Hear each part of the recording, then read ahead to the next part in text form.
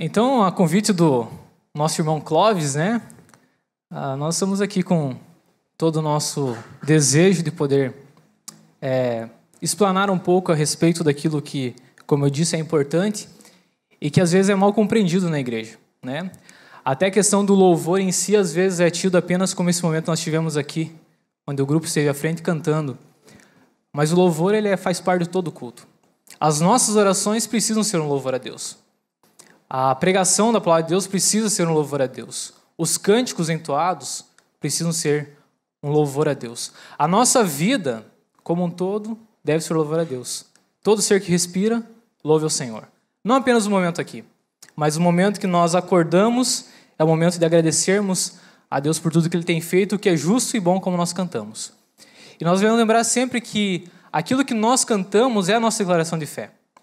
Aquilo que você acabou de cantar, dizendo assim que tudo vem do Senhor, o escudo, aquele que dirige você, aquele que guarda você no esconderijo do Altíssimo, é a tua declaração de fé, daquilo que você crê, daquilo que é baseado nas próprias Escrituras do Senhor. E por isso, pensando nesse sentido, eu queria compartilhar com vocês sobre a influência pós-moderna na adoração bíblica e a perda do sentido da verdade, né? Às vezes esse nome pós-moderno parece um negócio muito assustador, mas não é, né? E o meu interesse hoje, nessa tarde, não é falar um pouco tanto sobre a questão da música, né? Eu creio que outros palestrantes vão poder abranger bastante essa parte, né? Minha intenção não é querer falar assim, os instrumentistas têm que afinar seus violões, suas guitarras, seu baixo antes de começar o louvor. Precisa ter técnica, precisa se esmerar em tocar para que seja algo agradável, como foi, né? Não precisa falar que o grupo inteiro tem que também ter técnica vocal, tem que se esmerar nisso. Isso é algo que todos nós sabemos, e sem falar de ter uma vida de oração e vida com Deus de fato. Mas a minha preocupação, e até quando o Clóvis veio conversar comigo, era pensar naquilo que nós temos vivido hoje, do que a igreja evangélica, de uma forma geral, tem experimentado como louvor. E também tentar pensar naquilo que tem influenciado a música dentro da igreja e os perigos que ela tem trazido, até as dissonâncias daquilo que a própria palavra de Deus nos fala.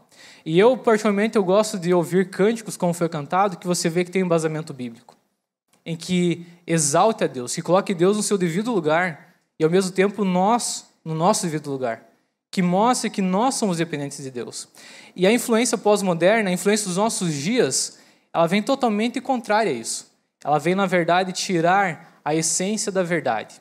E a verdade é o seguinte, quando não existe verdade, ou quando não há absoluto, qualquer coisa vale. E nós vivemos esses dias. Nós vivemos num mundo a qual as coisas perderam o seu valor. Aquilo que era prioritário antigamente, há 5, 10, 20, 30 anos atrás, hoje não tem valor nenhum. E pensando nisso, antes de nós entrarmos nessa parte em si, eu queria só lembrar aos irmãos que nós nascemos para adorar a Deus. E essa tem que ser a essência do louvor. Quando eu e você estamos tanto em casa, ouvindo a nossa música preferida, ou estamos aqui no culto, onde nós nos reunimos como igreja para cultuarmos a Deus, nós precisamos lembrar que é o seguinte, nós somos criados para adorar a Deus. Deus nos chamou justamente para que eu e você louvemos o seu santo nome. A criação inteira, a ponto que a Bíblia fala assim, que os céus anunciam a glória do Senhor. E eu e você também fomos chamados para isso, fomos criados com essa razão. Tem um pastor, reverendo Hermes Maia Pereira da Costa, que foi meu professor inclusive, ele diz o seguinte, a igreja é uma comunidade de adoradores que se congrega para cultuar a Deus. Isso parece algo bem óbvio, algo bem lógico, né? Mas é interessante pensar que às vezes nós perdemos essa questão da lógica.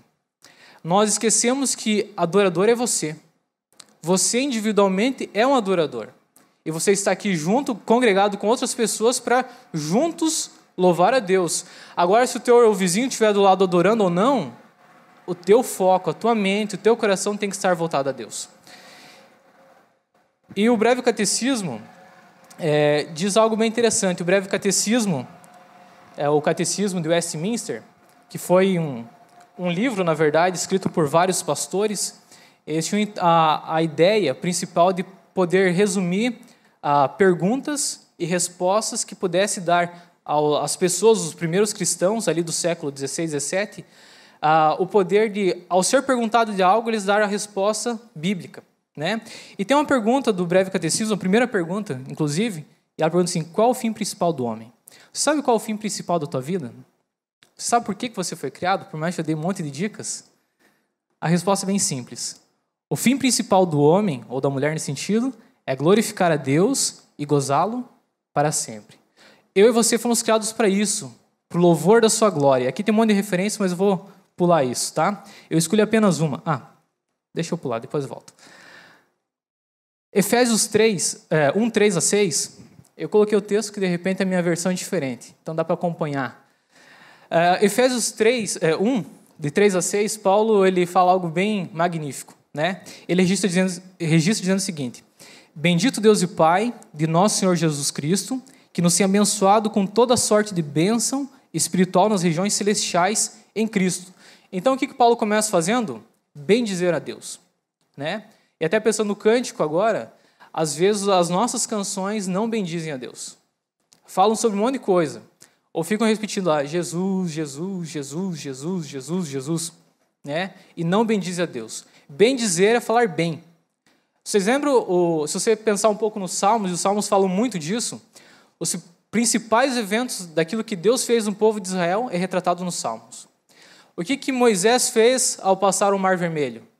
Primeira coisa, show do outro lado, o que ele fez? Então entoou Moisés um hino ao Senhor. E o hino era justamente o seguinte: Deus nos livrou dos egípcios, triunfou gloriosamente, né? Fez o povo passar chutando areia no mar e, ao mesmo tempo, esse mar engoliu os egípcios. O louvor deles era esse, era algo prático do dia a dia. E o Paulo ele fala justamente isso. Bendito seja Deus, porque Ele tem abençoado a nossa vida com todas as bênçãos das regiões celestiais em Cristo. Assim como nos escolheu nele, em Cristo, antes da fundação do mundo, para sermos santos, ou seja, separados e irrepreensíveis perante Ele, e em amor nos predestinou, nos separou, nos colocou nesse caminho para Ele, para a adoção de filhos por meio de Jesus Cristo, segundo o beneplácito da sua vontade, segundo a sua boa vontade, para o louvor da glória de sua graça, que Ele nos concedeu gratuitamente no amado. Então, Paulo tem a compreensão, ele fala assim, graças a Deus por isso. Sem Deus, nós não teríamos essa compreensão. Sem Deus, pensando até em Efésios 2, que ele vai falar, nós estávamos mortos em nossos delitos e pecados, mas Deus, pela sua riqueza, sua glória, pela sua misericórdia, nos vivificou. Então, Paulo entende, tudo depende de Deus. O louvor a qual nós cantamos a Ele foi porque primeiro Ele nos chamou, Ele nos separou. Santo significa cortado, separado para algo. Deus separou você para algo, para o louvor da sua glória. Não perca isso de mente. A segunda pergunta, até para não me perder muito no tempo, até que horas que eu vou aqui? Diga aí para mim. Tá, mas até, eu não sei que horas comecei, não marquei. A segunda pergunta do catecismo é interessante também. Que regra deu Deus para nos dirigir na maneira de glorificar e gozá-lo? Qual a régua, qual o padrão para que eu e você possamos glorificar a Deus com a nossa vida? Tem uma resposta aqui. A palavra de Deus, que se acha nas Escrituras, do Velho e do Novo Testamento, e a única regra para nos dirigir na maneira de glorificar e gozá-lo. Então, pensando nesse sentido, nós vemos que a única forma de eu e você podermos bem dizer a Deus, como Paulo falou, de nós termos uma vida coerente com a nossa fé, é buscando uma regra, uma base, um fundamento. E o fundamento ele coloca o que é? Segundo o catecismo e segundo o que eu creio, a palavra de Deus. Se você basear as músicas ou tudo que você quiser em qualquer outra coisa, é balela. Não é glorificar a Deus. E, infelizmente, nós vamos ver algumas coisas para frente que, infelizmente, não temos justamente isso de influência nas nossas igrejas. Espero que não na nossa aqui, né? Mas, infelizmente, no Brasil todo a gente vê isso. Então, resumindo esses dois princípios, nós somos escolhidos e separados para o louvor da glória de sua graça por meio de Jesus. Todo o nosso louvor é por intermédio de Jesus. As nossas orações terminam sempre em nome, através de Jesus. O segundo fundamento é que o fundamento da adoração a Deus é a sua própria palavra. Ele vai nos ensinar, ele vai mostrar o que devemos fazer, né? E só lembrando que a Escritura deve ser a nossa base porque ela é inspirada por Deus. É útil para o ensino, para a repreensão, para a correção na justiça e a fim de que o homem de Deus seja perfeito e perfeitamente habilitado para toda a boa obra. Então, se quisermos ser um louvor, seja nossas orações, seja o louvor aqui na frente, cantado, as músicas, seja a pregação, a base é a palavra de Deus. Então, o problema, a qual eu chamo da questão do pós-modernismo, é que sem absolutos não há verdade. E nós experimentamos uma sociedade hoje que não tem absolutos. Ou seja, não tem fins, pilares que possam nortear a vida. Nem da sociedade e às vezes nem da igreja. E pensando nisso, nós perdemos a objetividade de Deus. A Idade Média, por exemplo, ela tinha Deus como Senhor de todas as coisas. E a igreja, na verdade, por ter tanto zelo por querer colocar isso, cometia até alguns erros, né? Até matou gente, colocou muitas pessoas na fogueira, porque tinha um conhecimento, por mais que quisesse colocar Deus no centro de tudo, mas um conhecimento equivocado. Nos séculos 14 e 16, nós vemos outro movimento chegando, né? Que seria o iluminismo. O iluminismo, ao contrário disso, coloca o homem no centro de todas as coisas. Eu vou ler um versículo aqui. Para pensar nisso, a grande questão do iluminismo se baseia em duas passagens do Salmo que nós podemos colocar na nossa vida. Diz o insensato no seu coração, não a Deus. Corrompe-se e pratica abominação, já que não querem fazer o bem. Já não há quem faça o bem. Né? O homem hoje tem buscado isso, porque lá no fundo ele pensa assim, Deus não existe. Ou se Deus existir, eu não estou nem aí com ele. A ponto que Salmo 10,4 diz, o perverso na sua soberba não investiga. O que não há Deus são todas as suas cogitações.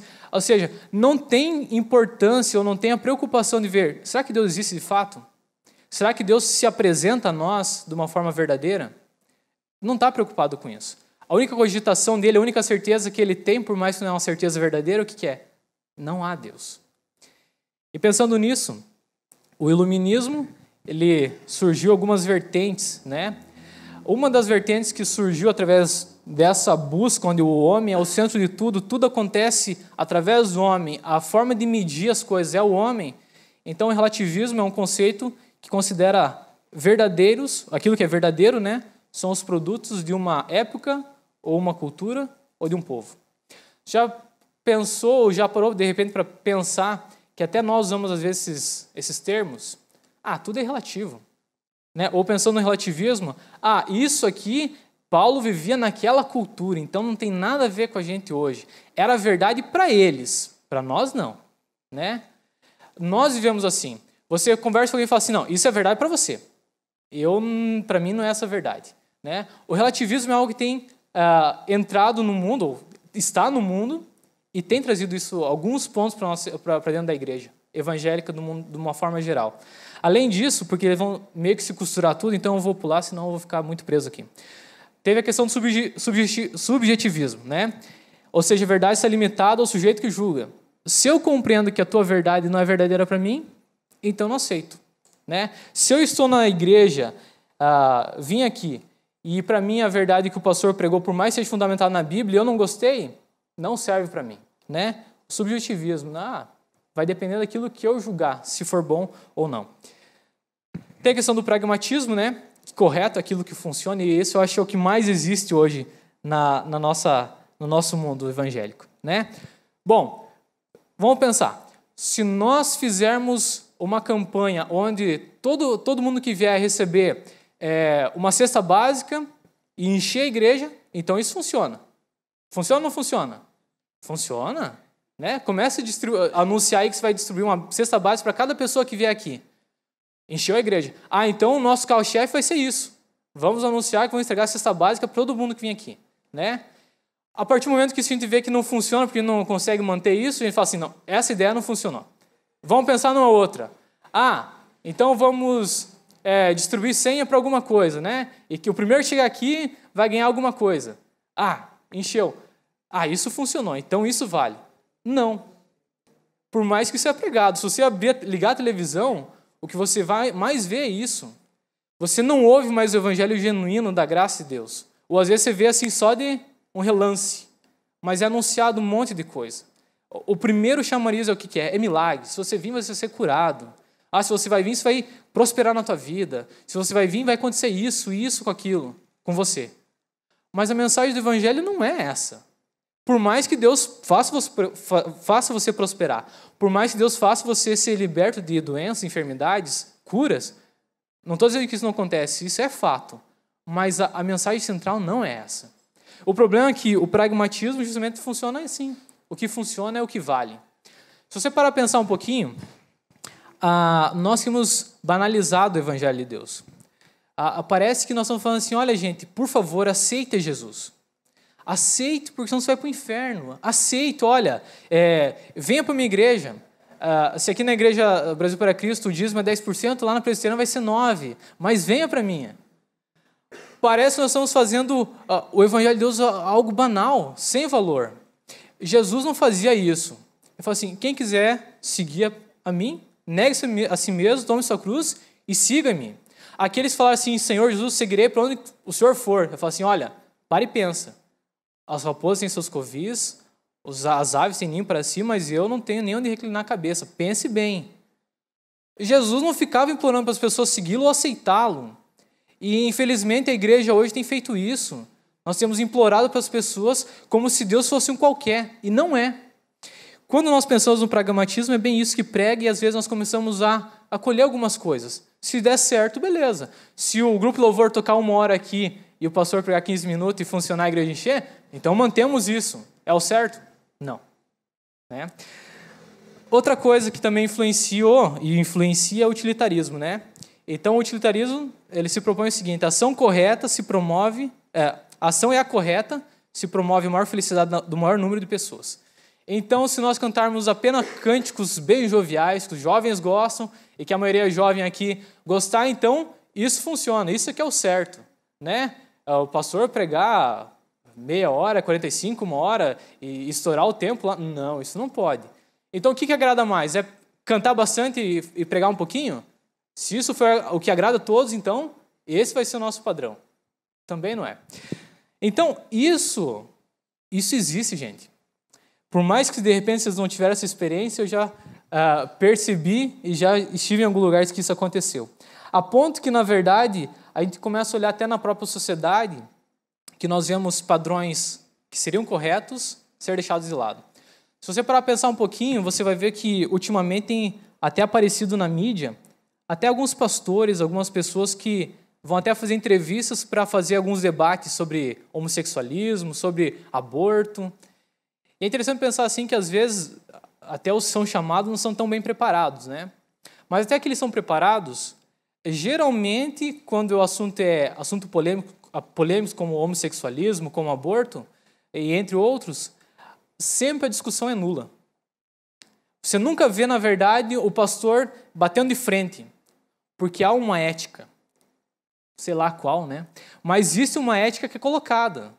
Eu posso, de repente, não concordar com você, mas eu não posso julgar a tua forma de ser. Por exemplo, a gente podia pensar até na questão do aborto, né?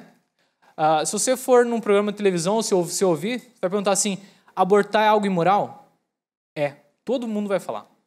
Só que a questão é o seguinte, e o que levou o aborto? A ação antes que levou a moça a engravidar e depois querer tirar a vida do feto, isso era imoral? Segundo os padrões nossos, não. Então, a gente vê assim que o que tem se pregado é o seguinte, são meias verdades. Busca-se o resultado final, não o inicial, não a raiz. O homossexualismo é errado? Errado não é o homossexualismo. O errado é você julgar o homossexualismo. Então, nós vivemos num mundo assim, onde que até o Romanos, Paulo vai falar Romanos, lá no capítulo 1, são bastante versículos, então eu vou ler bem rapidinho, né? Porque os atributos invisíveis de Deus são o seu eterno poder, como também a sua própria divindade. Claramente se reconhecem desde o princípio do mundo, sendo percebidos por meio das coisas que foram criadas, tais homens são por isso, ou portanto, indesculpáveis. Né? Então ele fala assim, Deus criou tudo, e pior do que isso, além de criar, ele dá sinais visíveis da sua graça, do seu poder invisível, que ele fez. O mundo e tudo que nele há. Ou podemos dizer assim, foi o Big Bang. Né? Põe uma bomba na relojoaria e vai ver se depois do horário os ponteiros estão tudo certinhos, sincronizados. Não dá certo com explosão. Deus fez tudo da forma perfeita. E, continuando, ele fala assim, tais homens vendo isso e não aceitando são indesculpáveis. Verso 21. Porquanto, tendo conhecimento de Deus, não glorificaram como Deus, nem lhe deram graças, antes se tornaram nulos em seus próprios raciocínios, obscurecendo-se-lhes o coração insensato. A insensatez está marcada justamente por isso, não em investigar. Julga sem ter um conhecimento prévio, sem buscar, sem pesquisar. E ele fala assim, e esses homens não glorificaram a Deus e pior, endureceram o seu coração, escureceram, obscureceram o seu pensamento. E daí ele fala assim, e o pior, inculcam-se por sábios e tornam-se loucos. Mudaram a glória de Deus incorruptível em semelhança da imagem de homem corruptível. Aquilo que era perfeito de Deus, eles baixaram no mesmo nível nosso, corruptível, humano, pecador. E por causa disso, bem como aves, quadrúpedes e répteis, por isso Deus entregou tais homens à sua imundícia, pelas concupiscências do seu próprio coração, para desonrar o seu corpo entre si, pois eles mudaram a verdade de Deus em mentira, adorando e servindo a criatura em lugar do Criador. Então, a grande questão do pós-modernismo hoje é justamente isso. Mudou-se os papéis, inverteram os papéis. Deus, o Criador, aquele deve ser glorificado pela nossa vida, aquele que é santo, santo, santo, ou seja, santíssimo, separado de tudo, ele passou a ser como qualquer de nós. E até se a gente pensasse, você já viu, parou para pensar nas imagens? Por exemplo, assim, se você for ver os deuses etíopes, qual é a cor deles? São pretinhos, né? Ou afrodescendentes, vamos dizer assim, né? Para não ser discriminação. Eles são negros. Os deuses da Europa, como é que eles são? Pele branca, cabelo branquinho, olhos azuis. Se você pensar nos deuses aqui do Candomblé, da Umbanda, como é que são? São negros, são negócios que tem que oferecer cachaça e galinha. Se for pensar, analisar um pouquinho, cada deus está relacionado à sua cultura. E até a cultura dos africanos estava justamente nisso, em beber cachaça, em comer carne de galinha. E o que eles fizeram? Fizeram disso o seu próprio Deus, construíram o seu Deus segundo a sua própria vontade. Os etíopes, a mesma forma. Agora, e nós? A gente fala assim, não, nós não temos deuses. Será que não temos? Às vezes não nos damos conta que o nosso culto é um culto para nós mesmos. O nosso louvor não é a Deus, o Santo Santo, mas a Deus, eu e você. Às vezes a nossa principal preocupação não é pensar assim, que nós possamos cantar hinos, cânticos que exaltem a Deus e que engrandeça a Deus e que Ele se agrade do nosso louvor. A nossa principal preocupação é, nossa, chegou um visitante lá no fundo, e ele é importante nessa... Vamos orar para que Ele se agrade do nosso louvor. O louvor não é a Ele. Se Ele gostar do que nós vamos falar, cantar, o problema é dele. O que nós temos que engrandecer e exaltar e agradar é a Deus. Se nós não engrandecermos a Deus com a nossa vida, pode ser o fulano que estiver lá, a palavra não vai tocar no coração dele. Para que, de fato, ele possa compreender o Evangelho, precisa de uma coisa, e fé. E fé vem pelo ouvir a palavra de Deus, não aquilo que nós queremos. Sem a fé é impossível agradar a Deus. E quem coloca a fé? O próprio Deus. Paulo vai falar em Efésios lá que nós somos salvos pela graça de Deus, mediante a fé. E isso não vem de vós, é dom de Deus. A fé é um dom de Deus. Quem precisa da fé para alguém crer e se converter? O próprio Deus, não é ação nossa. Então, Paulo está falando assim, eles mudaram a verdade. A verdade que era de Deus, eles trocaram por uma mentira humana. E Satanás é aquele que mais usa essa artimanha. Satanás tem uma artimanha bem fácil de enganar a gente. A principal arma dele é jogar dúvida na fonte, na base. Você lembra o que o Satanás fez para derrubar Eva? Ele não chegou falando um monte de coisas estranhas. Ele foi lá e lançou dúvida naquilo que Deus afirmou para Eva, naquilo que foi afirmado para Adão e Eva. Olha, toda árvore do jardim comereis livremente. Porém, uma árvore, a árvore do conhecimento do bem e do mal, não comereis, porque no dia que dela comer, certamente morrerás. O que Satanás falou assim? Viu? Em outras palavras, Deus não disse bem assim que não é para comer, ou que vocês não podem nem tocar. Ele está dizendo que o dia que vocês comerem, vocês vão ser iguais a Ele, ou conhecedores do bem e do mal como Ele. A dúvida lançada fez com que Eva, aos poucos, fosse minando o seu conhecimento até o ponto que ela aceitou aquilo. É como, de repente, você pensa assim, eu pergunto para vocês, como é que escreve exceção? Com X ou com J? De repente você vai pensar, exceção, como é que escreve? Daí você vai pegar lá uma folha e vai escrever exceção. Daí você fala, não, é C, é X, C, exceção. Aí você fala, não, é assim que escreve. Não é nem com X e nem com J, é com Z, né?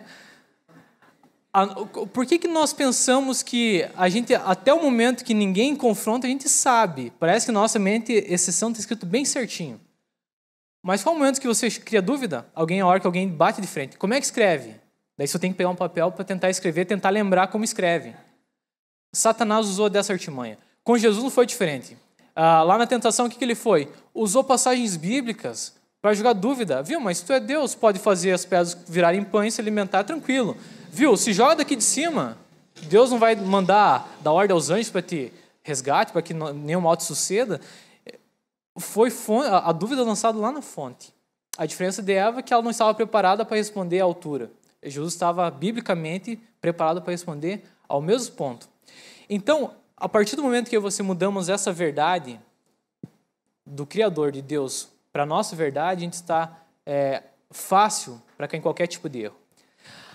A primeira coisa que devemos lembrar também, isso no outro sentido agora, que devemos compreender a nossa vocação, é que a igreja é chamada para testemunhar a Deus. Eu e você fomos chamados para sermos testemunhas. Tanto a ordem que Jesus deu aos apóstolos, lá em Atos, era: vocês vão ser minhas testemunhas, tanto em Jerusalém, Judéia e assim por diante, até os confins da terra. Eu e você não somos diferentes. Tem uma passagem de Pedro que eu gosto muito, né? E principalmente da primeira parte dela. Fala assim: vós, porém, sois raça eleita, sacerdócio real, nação santa, povo de propriedade exclusiva de Deus, a fim de proclamar as virtudes daquele que vos chamou das trevas para a sua maravilhosa luz. Vós sim, que antes não erais povo, mas agora sois povo de Deus, que não tinhais alcançado misericórdia, mas agora alcançaste misericórdia. A gente olha para o início e fala assim: nossa, que coisa jóia. Somos raça eleita, sacerdócio real, nação santa, povo de propriedade exclusiva de Deus.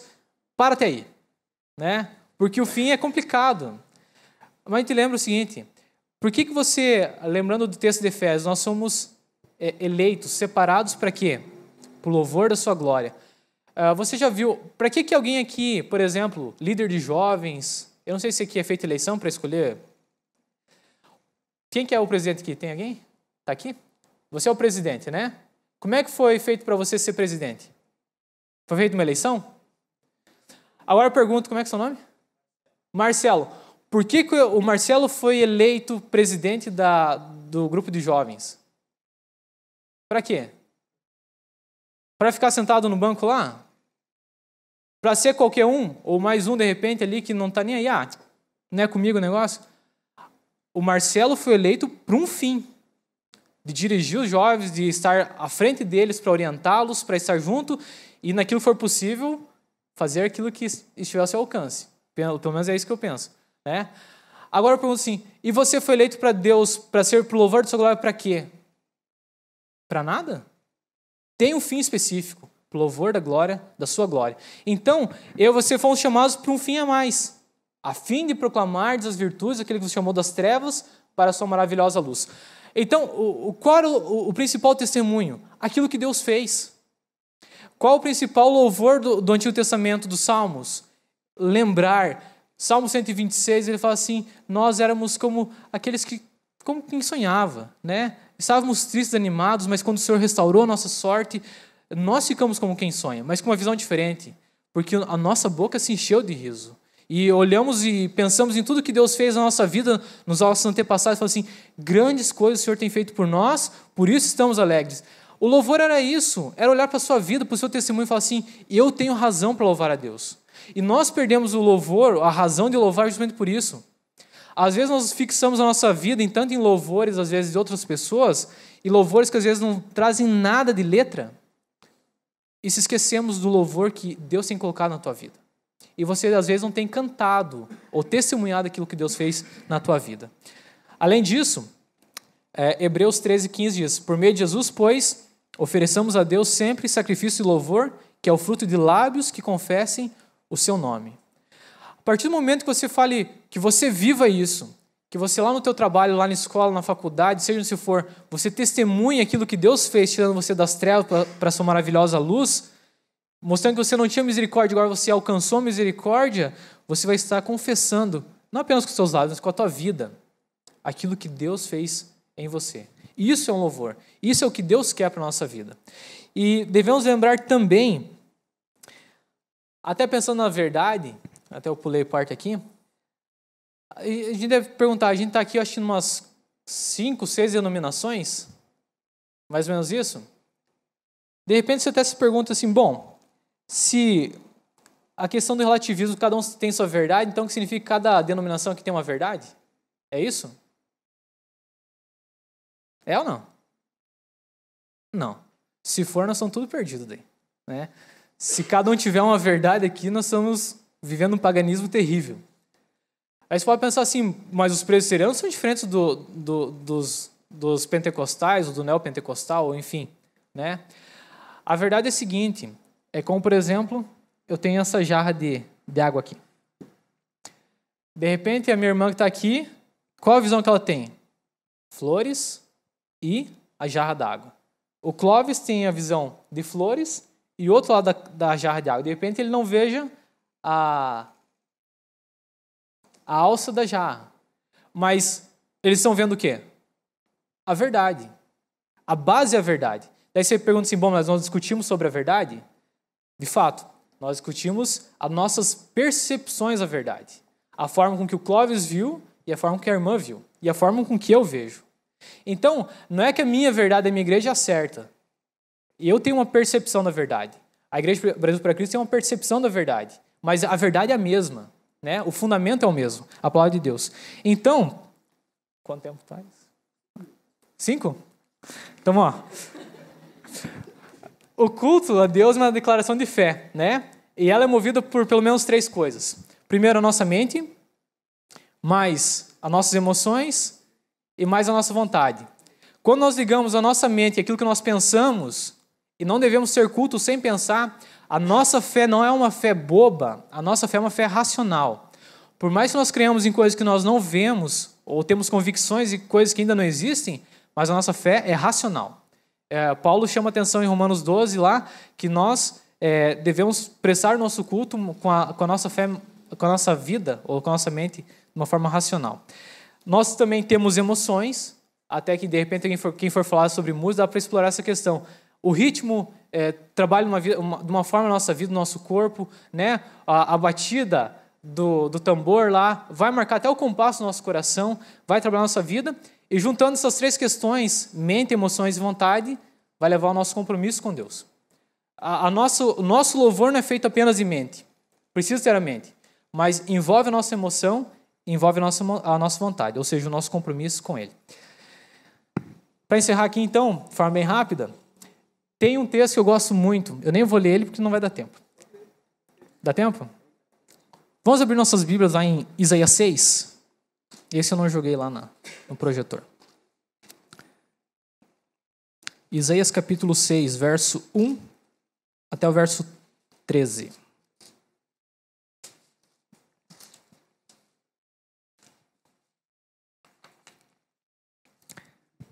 Todos acharam? No ano da morte do rei Uzias, eu vi o Senhor assentado sobre um alto e sublime trono, e as abas de suas vestes enchiam o templo. Serafins estavam por cima dele, cada um tinha 6 asas, com 2 cobria o rosto, com 2 cobria os seus pés, e com 2 voava. E clamavam uns para os outros, dizendo: Santo, Santo, Santo é o Senhor dos exércitos, toda a terra está cheia da sua glória. As bases do limiar se moviam, a voz do que clamava, e a casa se encheu de fumaça.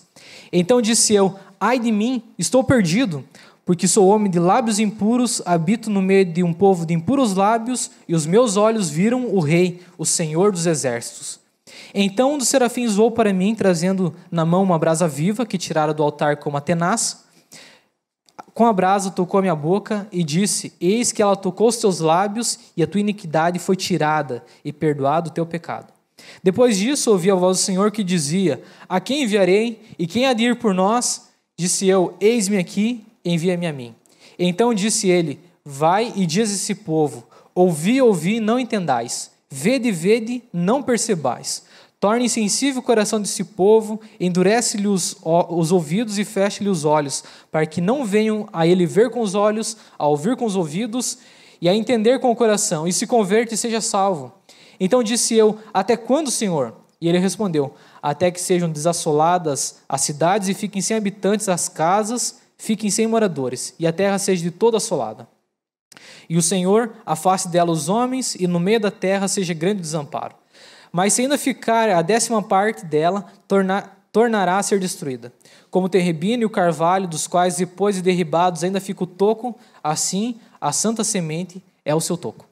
Então, pensando como nós podemos prestar um culto de fato agradável a Deus, né? Então, essa passagem de Isaías eu acho muito interessante, eu acho que é bem importante para esse momento aqui.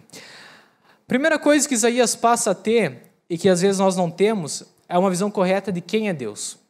Isaías tem essa visão e ele fala assim, eu vi o Senhor no alto e sublime trono. Não estava no mesmo nível meu, estava acima.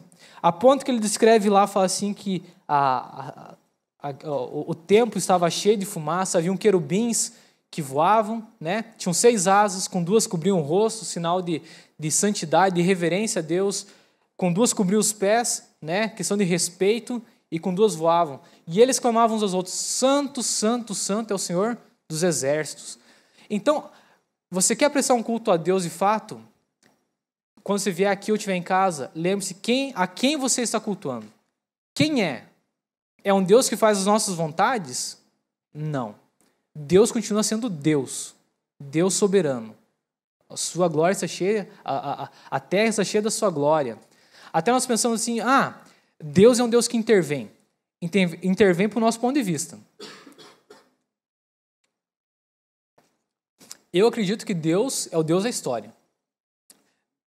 Por que intervém em alguma coisa? O Marcelo e a irmã começam a brigar, o pastor vem intervir. Por quê? Ele não estava na briga. Então ele tem que vir, ele não estava dentro da briga, ele estava fora. Estava fora da briga e veio intervir a questão. Deus não está fora da história. Deus dirige a história. Então, o nosso louvor a Deus deve ser a um Deus que dirige, que comanda, a qual o Jó fala assim, nenhum dos teus planos pode ser frustrado. Deus não é homem para que minta. A partir do momento que nós passarmos a ter essa visão, nós vamos entender quem somos. E foi isso que Isaías passou a ter. Isaías vendo tudo aquilo, ele parou e olhou e falou assim, ai de mim porque sou pecador, estou perdido. No texto original era assim, eu vou morrer. A expressão leva esse sentido. Eu vi o que não deveria ter visto. Eu vi o Rei da Glória. E pensando, Isaías ouviu desde o início Moisés, toda aquela história lá, que nem Moisés não podia ver a glória de Deus, ele viu Deus por trás, né? Um resquício da glória de Deus, e fala assim, e eu vi na visão dele, então eu falo assim, eu estou perdido. E além de tudo, eu me reconheço como eu sou. Como que ele se reconhecia? Sou pecador. Moro no meio de um povo de impuros lábios, e os meus lábios são impuros, né? Mas quando ele compreende quem ele é, quando nós temos a visão de quem somos, nós podemos pensar até como vamos cantar a Deus, como vamos dirigir a Deus. Como vai ser a nossa oração? Deus, eu quero que o Senhor venha aqui e mude isso aqui. Eu quero que o Senhor venha aqui e me dê um carro novo. Eu quero que o Senhor venha aqui e cure todo mundo que está aqui. O nosso desejo pode ser esse, mas o querer de Deus nem sempre. Lembre de Paulo. Paulo, se fosse pensar em alguém que deveria pedir para ser curado, e que deveria ser curado, seria Paulo. Mas Deus falou assim, não, a minha graça basta. Vai morrer com esse espinho na carne e pronto. Timóteo tinha problema de estômago, Deus curou ele? Pelo menos que é registrado, não. Nem tudo que é nossa vontade é a vontade de Deus. E quando nós compreendemos quem somos, a gente deve lembrar assim, se eu tenho meu carro velho e fui para Itaipulândia quinta-feira à noite e quebrou 10 horas da noite e eu tive vindo de carona de Itaipulândia, por mais que eu tivesse pregado a palavra de Deus, graças seja Deus por isso. Se eu gastei o que eu não tinha naquele momento para arrumar, em tudo dá graça porque essa é a vontade de Deus. Deus continua sendo soberano, independente se eu quero ou não. Se eu de repente tivesse ficado orando a noite inteira para o carro funcionar, de repente funcionasse. E de repente não. A vontade dele vai estabelecer segundo o decreto dele, não o nosso. A última coisa, para encerrar, ter uma visão correta da missão de Deus em nossa vida. Isaías, ele compreendeu quem Deus era. Deus era o Santo, Santo, Santo, a ponto que ele, ao ver ou ao se deparar com ele mesmo, ele ouve lá uma conversa, um zum, zum, zum, né? Verso 8. Depois disso, ouvi a voz do Senhor que dizia, a quem enviarei? E quem há de ir por nós? Daí ele falou assim, eis-me aqui, né? envia-me a mim. O Isaías entendeu. Quem tinha que estar sendo levado para a missão era ele. Até porque Deus tinha purificado os seus lábios para isso. Deus tinha preparado para isso. E de repente, Isaías poderia ter pensado assim, então o negócio vai ser pregar e fácil, né? O anjo pegou a brasa lá com uma tenaz, com uma pinça lá, e veio e purificou os meus lábios, falou assim, teus lábios são purificados, tua iniquidade foi tirada. Então Isaías podia pensar assim, então vai ser fácil. É abrir a boca e anunciar o evangelho, as pessoas vão se converter, vão mudar a vida delas. Aí Deus fala assim, só um detalhe, você vai pregar, elas não vão dar ouvidos. Ela pode ser o mais claro possível e elas não vão enxergar. E daí ele fala no final, e sabe o que mais? Eu vou passar motosserra em tudo. Vou decepar tudo que é árvore, e se ficar a 10ª parte, vai tornar-se destruída. Por quê? Eu não quero quantidade. Não estou preocupado com multidões. Eu quero a santa semente, o remanescente, aquele que fica. Para encerrar aqui o meu momento, que eu até me perdi aqui onde que eu estava, mas tudo bem. Podíamos pensar assim na nossa vida hoje. Qual era o foco de Jesus nas suas pregações? Era a multidão? Não era a multidão. A multidão estava ouvindo, a multidão era curada, a multidão era liberta, mas o foco principal de Jesus nunca foi as multidões. Ele fugia das multidões, né? E quando curava, falava assim, olha, eu estou curando você, mas não fala mais para ninguém. É um segredo teu. O foco de Jesus foi sempre com os 12. Não que os outros não eram importantes. As almas que foram convertidas, de fato, aqueles que tiveram encontro com Jesus genuíno, ficaram, né? Mas não era aquela grande quantidade de pessoas que depois queriam tornar-lhe rei político e não espiritual das suas vidas e que depois acabaram matando ele. Jesus sabia com quem trabalhar. Se eu pensando na minha mente, nos meus pensamentos aqui, por que a igreja primitiva era tão firme, tão fiel? Por que haviam crentes verdadeiros? Por uma razão. Para você ser um crente naquela época, você tinha que ser crente de verdade. A pessoa que aceitava viver segundo o caminho, segundo Cristo, ele era batizado, mas já tendo aquela ideia bem firme. Olha, você pode até servir a Jesus, mas saiba que o momento que você tomar essa posição, a tua cabeça pode servir de prêmio. A ponto que muitos morreram como tocha humana lá para iluminar o Jardim de Nero, por exemplo. Muitos perderam sua cabeça, muitos sentaram em chapa quente, literalmente. Muitos foram chifrados por bois, muitos foram jogados na arena. Por uma razão, aceitaram servir a Jesus ou louvar como devia. Agora eu pergunto assim, por que nossa nação tem 30% de evangélicos e por que não faz diferença nenhuma? Porque é fácil ser evangélico. Não exige mudança de vida. Não exige mudança para um Deus. Quantas vezes você ouviu entrevistas de pessoas famosas falando assim, eu mudei, aceitei Jesus, né? Porém, uma coisa é uma coisa, outra coisa é outra coisa. Eu venho à igreja, faço as minhas orações, porém a minha vida profissional continua sendo sem ter Deus no meio, né? Eu vou continuar cantando músicas profanas, vou continuar fazendo as minhas velhas coisas, vou servir a Deus, mas por metade. Então, como que nós podemos, no mundo pós-moderno, influenciar a nossa forma de culto? Como que nós podemos servir a um Deus de fato? Quando nós compreendemos quem é Deus. Compreendemos aquilo que é a base. Os teus decretos são o tema, né? São o fundamento, são o alicerce da minha canção. Quando nós tivermos isso em mente, nós vamos compreender quem é Deus. Deus é que ele deve ser louvado, deve ser exaltado em nossas vidas. Lembramos quem somos, não somos nada. Se conhecemos a Cristo foi pela misericórdia dele, nada mais que isso. Nós vamos para o céu não porque fizemos alguma coisa, mas pela sua graça, não de obras para que ninguém se glorie. E nós podemos prestar um louvor sim a Deus quando nós entendemos a nossa missão. Deus fala assim, vai, seja testemunha, pregue, anuncie, cante, faça o que for, mas faça para a glória de Deus, não visando você, mas visando o próprio Deus. Quando fizermos isso, pode vir o pós-modernismo, relativismo, utilitarismo, pragmatismo e todos os ismos que tiver hoje, não vai ter influência na igreja. E a igreja deve pregar a mensagem da cruz. Essa mensagem. Não preciso falar assim, eu sou da igreja do pastor fulano de tal. Eu sou da igreja do missionário fulano de tal. Eu sou a igreja do apóstolo fulano de tal. Eu sou do pastor do super apóstolo, né? Que desce da cordinha lá, cheio de fumaça, gelo seco. Deus não quer isso. Deus não quer um show. Ele quer apenas um culto de pessoas que se colocam com o coração sincero diante dele, quebrantado diante da sua presença. Amém? Vamos orar? Vamos colocar em pé? Pai bendito, nós somos eternamente gratos pela Tua graça. Graça que nos alcança, graça que nos faz compreender um Deus tremendamente grande e santo em tudo a qual o Senhor é e aquilo que o Senhor faz. E nós Te louvamos, Deus, tanto pelo que o Senhor já fez em nossas vidas, pelo que o Senhor faz na nossa vida e por aquilo que o Senhor fará. Deus, conceda ao Teu povo aqui, Deus, o discernimento, Deus, para à luz da Tua palavra possam seguir as suas vidas, embasando a sua vida na Tua palavra. Que os Seus decretos, ó Deus, possam ser aquilo que norteia o nosso coração. Que nós possamos, ó Deus, seja com o nosso louvor, seja com a expressão que sai da nossa boca, através da oração da palavra, compreendemos que o Senhor é aquele que está acima de tudo, inclusive acima da nossa vontade. E por isso nós clamamos ao Senhor, para que o Senhor continue, Deus, a abençoar esse evento. Evento que visa louvar o Teu nome, a aperfeiçoar os Teus santos, para que assim possamos ter um louvor que agrade os Teus lábios. Em nome disso que nós oramos, agradecidos. Amém.